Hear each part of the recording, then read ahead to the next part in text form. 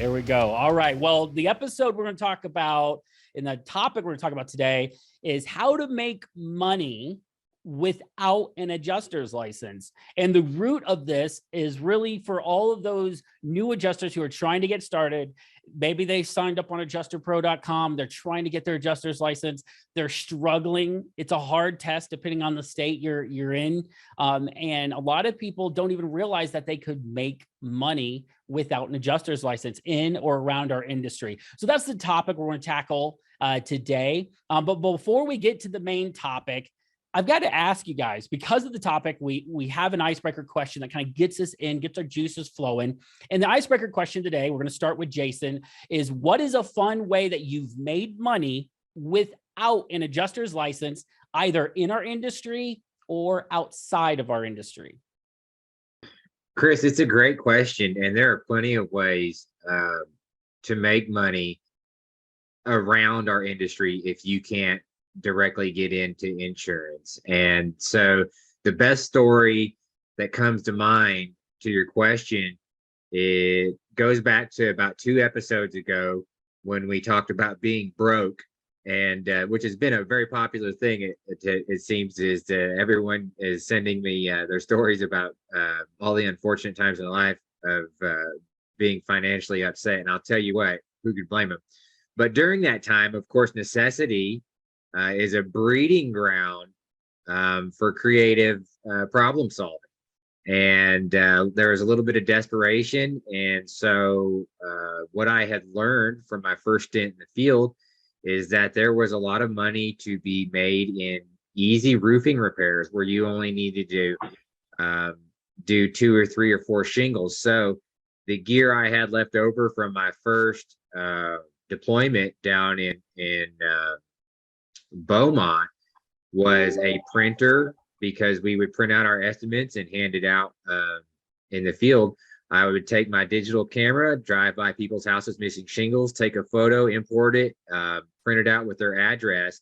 And then, Xactimate gave me an idea of what a small repair would cost. So I knew I could charge about $250. And a bundle of shingles was about $17 at the time. So if you just got some weathered wood and a few others and a little Wonder Bar, it was pretty easy to make 2 to 3 repairs a day, and people would just call you back because you took a time to print out a custom basically picture of their roof showing their shingles missing. And that's my story. I think it was an easy and interesting way to make money. How long did you do that for? How many houses did you do the repair? Those 2 questions. Actually, a lot of people don't know this, but it led to a small construction company, and had a partnership with another guy named Clint Harper, who's also been a guest at Adjuster Talk. And we ran a construction company for some time until the adjusting business started performing well.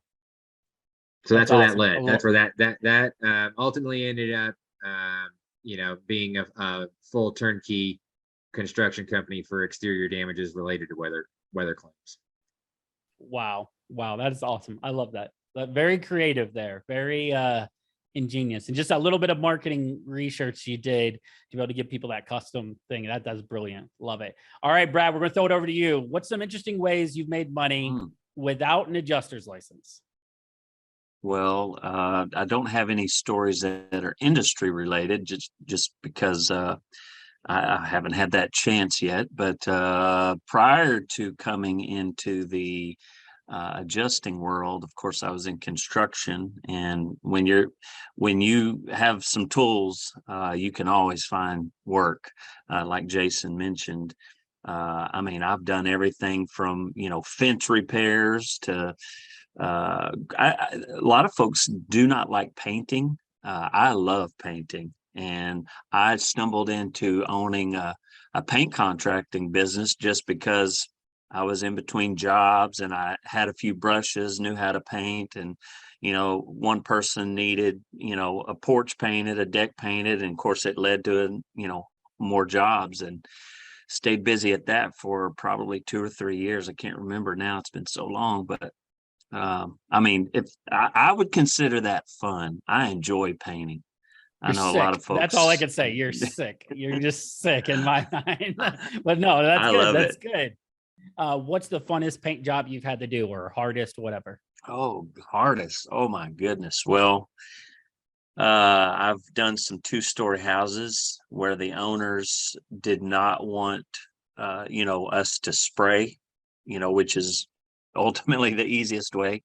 Mask it off and spray. They wanted everything brushed. And I actually did an older home. I don't know exactly how old it was, but it was older, really nice home.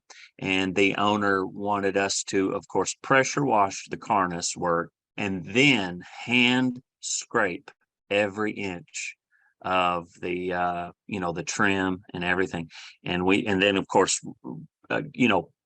kills everything, put kills on it and paint it. I can't remember if we Can't did tell 2 me that coats was or fun. anything. Can't tell me that was fun. Hand Well, scraping. that was not fun. But thankfully I had some folks that were willing to needed money, so they were willing to work. Awesome. So Cool. yeah, Cool. that wasn't Now, fun. all right, now over to you, TJ, and I just can't wait for this answer because you make so many zeros on your paycheck. We found out last few episodes. There's so many zeros at the end of these checks. I can't wait to see what fun ways you've made money without an adjuster's license. Well, I don't know if this is a fair question for me to answer because I've been a licensed adjuster for a very long time. I've come into the IA industry within the last 6 years. So within the last 6 years, I created a company called Party in the Box. What Party in the Box is an all-inclusive entertainment company where, and I do all of this. I DJ, my equipment is over there. I DJ, I cater. I'm an ordained minister, so if somebody wants to get married and you need a DJ and need somebody to cook, I've got it all covered. It's like Vegas in a box. Yeah, so it's called Party in the Box. So it's all inclusive. So when someone hires me and says, hey, this is what I want my event to look like, have different packages, depending on what tier, what all you want, that's what you get. Party in the Box. Man. So set up and pack up, as well as provide the entertainment. So I would say that's probably one of the most unconventional, that's not related to the industry. One that is related to the industry, which is how I got into working side by side with attorneys, is reviewing their liability files and helping them find value on personal injury cases. So that's something that I launched.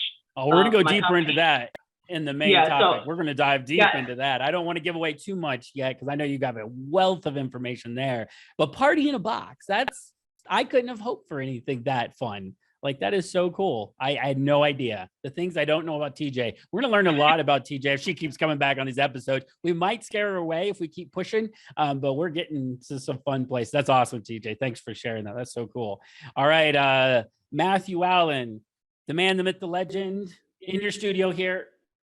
What's a fun way you made money? Well, I probably a little bit more like TJ than the other guys in that, although, basically my thing was kind of like, I wanted to work on like my hobby kind of, right? Which was video, right? So not to say that painting or doing construction work isn't something that's also, that could be a hobby, certainly. But what I did was, and a lot of the gear that you see in here, some of it I've been picking up over the years, is I started shooting some weddings once I started making money as an independent adjuster. And one of the beautiful things about being an IA, at least as a property IA, is that there's cat season and then there's the I do whatever I want season. So I was doing whatever I wanted to in the off season, which, when I finally started to generate enough income to sort of like be able to bankroll some of this stuff, started building out some equipment and did a couple of weddings and didn't really enjoy that very much. So then I had an opportunity pop up to shoot a turkey hunter, one of his hunts. So he had a buddy of his, and it was like, they go out and they do this big hunt every year, and follow those guys around with the camera, and then cut together, do little short interviews with them, and then cut together with some music and stuff, and made this really cool little like video that they really liked, and it was something that they, they still watch. Man, I watched that video that you took, it was like 14 years ago or something like that. And so I was like, and through that kind of network, I started picking up more and more stuff like deer hunting, elk hunting, a lot of fishing, like offshore fishing stuff, where, a guy's he's an orthopedic surgeon, and he's got 64-foot tribute, and he and his wife want to, get hero shots of them out there catching whatever fish or whatever. And I shot a couple of like fishing tournaments. And the funnest one, the one I really enjoyed the most, was bluefin tuna fishing up in Nova Scotia. And that was on a little boat with a gigantic 11-foot long fish that they caught, and I got it on video. But that was super duper fun. And then, of course, obviously, I kind of have pretty much retired from doing claims now and went right into video. So I kind of, developed my my interest into what has become my business. Kind of, if TJ decides that she wants to, get out of claim, she's got something, the gear's already there. She's got the website and everything else. So it's a good opportunity for, for people to develop their interest in hobbies while being able to still pay the bills and feed their family. Love it. And I've seen some of those videos. We've actually used one in an iPath trailer at one point. It was so cool. So yeah, love it. I'm going to just say mine real quick. Most of you guys know I write books. So I love authoring books. And so writing books about things that I've experienced, especially in travel. So through my God is Like is the series, God is Like devotionals. I like to write about our travels kind of under the guise of a devotional. So tying in the life that my wife and my kids and I live, and then our passion for God and things of that nature, and bringing those two passions together. That's the funnest way. We don't make a ton of money that way, but we do make some money off of different books and things like that. So I love authoring books. That's definitely the funnest way that I don't need an adjuster license to make money that I've experienced. So that's awesome. You guys have given us a wide range of things from inside the industry, or at least nearby in construction, to party in a box, which is just phenomenal. But let's move on to our main topic here. And TJ, you're up first.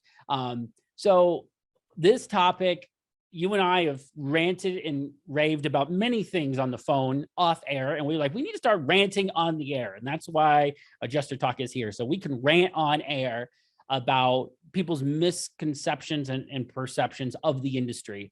So I want to start with you and say, TJ, how can people make money in or around our industry without an adjuster's license, from your perspective as a desk adjuster or in a related field to that? Okay, so using kind of my own story and my own path of what I intended versus where I ended up. So when I took the IA Pass certification in 2020, aside from running claims, when the claims dried up, my goal was to try to create relationships with local body shops to become their in-house shop estimator, right? So that did not require an adjuster's license, just required the knowledge and the skill, and obviously the mentorship and guidance. But that was actually when I started JTL Appraisal Group. That was the purpose of me doing that, not necessarily running the field and claims, even though I could, but I didn't want to be in a situation to where, I'm running low on claims and I don't have anything to supplement my income. So originally that was the plan. And honestly, that's something that you can do without an adjuster's license. You just have to have the skill and the networking and the connections and build those relationships. I tell new adjusters all the time, this is a relationship business. There is no way around that. I preach that to all of my mentees, to people who are interested in the business. This is in fact a relationship business, and the stronger your network, the stronger your relationships, the further you'll go. Love it. Love it. Great answer. So body shop estimator, contractor or full-time, that's always something you could fall back on. Absolutely. Brad, over to you. What is a way in our industry or around our industry that someone can make money without an adjuster's license? Of course, in our industry, there are certain states where you can do auto appraisals, damage appraisals without a license. Obviously, there are some states that do require that, but and we've seen some iPath appraisers do this where they, maybe we saw this a lot during COVID. Certain state, states were backed up. They couldn't issue the license for a number of months. And so quite a few men and women got on with IA firms and just handled photo and scope, which I think is a great way to learn. You at least get your inspection flow, your process down really well, which is extremely important in order, when it comes to efficiency and being profitable, having that flow down when you inspect a vehicle or whatever's damaged. So that would be that's what I would encourage men and women to do. I'm not real familiar with what it looks like on the property side, but years ago I was contacted by a company that at that time offered or was asking, if I'd be willing to do photo and scope for property. Again, I wasn't focused on that at the time, so I'm gonna let Matt and Jason speak to that. Yeah, photo and scope. So photo and scope, and to piggyback, if I was to take a full long answer, I would say, yeah, the first thing I would do if I was an IA getting started is to figure out, do I need a license to start doing auto claims in the state? Because if you don't, next day you could be working claim. I mean, it could happen that fast if someone trusts you enough to handle their claim. So definitely where I would have gone. So I appreciate you answering that. And so, Jason, we're going to head over to you, and maybe you can pick up where Brad left off on photo and scope and property. But what are some ways some new adjusters or aspiring adjusters can work in our industry without an adjuster's license? Yeah, as a great answer by Brad. This year, especially since the beginning of COVID, there has been a demand basically for scope notes is what I'm going to call it. We call the program Quick Scope. And that's just basically to get out there and get photos of what's going on, and then also just dimensions, material identification, a few things like that. And then a real easy report comes in with it, where it's basically label your photos, and then if the file examiner has a few yes/no questions, you answer that. So that is definitely a way to get in business with an IA firm or an insurance company. Right there is show that you're reliable and quick and professional doing quick scopes. That's how we refer to them. And then some other notes here, Chris. There's people who, so the people who make the most money, there's one thing that they property adjusters have in common, and they have help. They have an assistant who helps them schedule and keep their calls organized and their schedule organized. So there's an opportunity right there. We have another adjuster who's a top 5 adjuster, and they have a driver that they pay to keep them moving while they're writing estimates. And then, of course, repeating what TJ said, you can estimate, you can learn to do rope and harness. And of course, stand on the other side and look at the adjuster from the roofing shoes and figure out how to do things from there. So there's many opportunities, no excuses when it comes to finding a way to make money around insurance. There's plenty of ways to do it. Now, Jason, I'm going to push just a little bit on this, because I think the viewer, the listener is asking themselves this question. Are most IA firms doing what you call quick scope? And if they are, what would they be asking for? If they contact, one of the big IA firms out there, and they're like, hey, I know I don't have to have an adjuster's license to do X. What is X? And are they doing that on a big scale? Yes, they are. Yes, they are. So the move after coronavirus was to find a way to do things virtually, but there are only so many things you can do whenever you have a steepness and height issue when it comes to roofing. And many people don't know how to go out and take photos from a good perspective. So you would just I know Alacrity's doing it. They're one of the largest. You'd have to check out their website. But whenever we get our resumes in, we sort them based on their skill level, and that is definitely a skill level we're looking for. Someone who's highly dependable and very responsive, and just not there yet with an adjusting license and ability to write a good report. RoyalAdjustingServices.com is where you go to apply. He should have said that, but I'll plug it for him anyways. All right, over to Matt now. Matt, let's continue that conversation. And what are some ways people can make money without a license? Well, I definitely think that, like Jason was saying, I mean, the photo and scope stuff, I know Alacrity's doing it, Crawford's doing it, Pacesetter's doing it, Pilot's doing it, Pilot Services on Demand. Crawford's got WeGoLook.com. That's their brand, and they do auto and property, I think, both. What I was going to say was, and something I did a bunch of times was, and Jason kind of touched on it a little bit, was the ladder assist on a hurricane. Didn't need a license, didn't have a New York license, and I can't remember, I couldn't tell you what hurricane it was, but no, it was before that. Actually, that's another thing too. But I did ladder assist in New Jersey and New York, and I didn't have a license in either one of those states. And I had my 4Runner, so I had that car for a long time, and I rented a 40-foot ladder, extension ladder, and put it on that sucker, and it worked. You know, I mean, it was a bear getting that thing up and down, because I mean, it's anyway. But the other thing is working in on Sandy.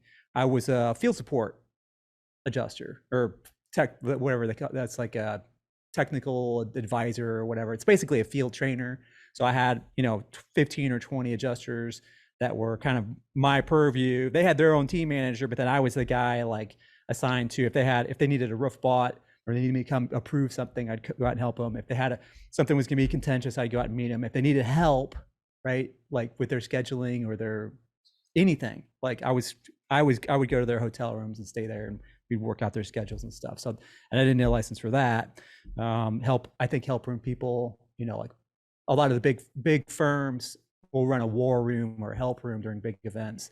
And they obviously these people need to be experienced, but that's another way to do, adjusting work without having a license. Well, if you are listening or watching this and you do not have some idea of how you can make money without an adjuster's license, without waiting a month or 2 or 3, whatever it is, for you to pass your test to get the license, you might need to rewind a little bit, because there is a ton there. There's a ton, and we could probably spend 30 minutes unpacking each one of those and what that looks like and everything. And maybe we do that at some point. But our hope is that you feel encouraged that you can get started. We need you in this industry. We need you to get experience as fast as humanly possible, because the next major hurricane, the next major weather event, the next major flood is right around the corner, and our industry is going to be in trouble if we don't get more people in who are handling claims on the auto and property side, the death side. Guys and gals, any final thoughts? I mean, like 30-second thoughts, quick wrap up here before we head to the next episode. Be creative. Sometimes you can use your hobbies, like it sounds like I hear everyone has mentioned that they've used their hobbies and turned that into businesses or other streams of income. Be creative. this Yeah, I got one. And this is something that TJ hit on a little bit earlier. And that is that when you do things like doing ladder assist and taking the little weird jobs that they're like landed on some manager's desk, he's got to get that thing done. Say yes. Build those relationships with your firms for sure. Until next episode, keep walking your path and claiming your life, and get out there, because guess what? It's claim time.